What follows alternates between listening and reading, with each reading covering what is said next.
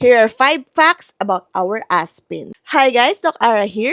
The term Aspin is short for Asong Pinoy. Native breed na mixed breed dito sa Pilipinas, often referred as yung mga street dogs or yung tinatawag na Askal, Asong Kalye, pero ang mas respectful term ngayon ay Aspin. When it comes to health, very resilient sila sa temperature or sa klima natin dito sa Pilipinas. Sanay sa init, sa ulan, sa baha. Although, hindi pa rin sila talaga totally immune sa mga sakit. Take note of that. Kailangan pa rin ng proper care, vaccination, and of course, vet checkups. When it comes to temperament, they are loving breeds.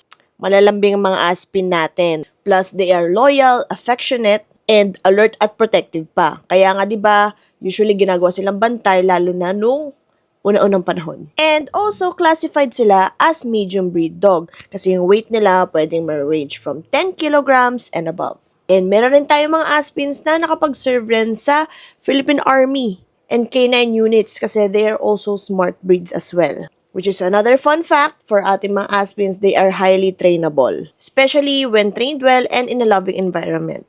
In short, kahit na wala silang fancy na paper or breed, they are uniquely Filipino, loving, strong, and loyal. Kaya ano pang hinihintay nyo? If you're planning to adopt or if you're planning to have a pet, please do consider our loving Aspins. And if you have other concerns regarding your pet, don't forget to consult your veterinarian.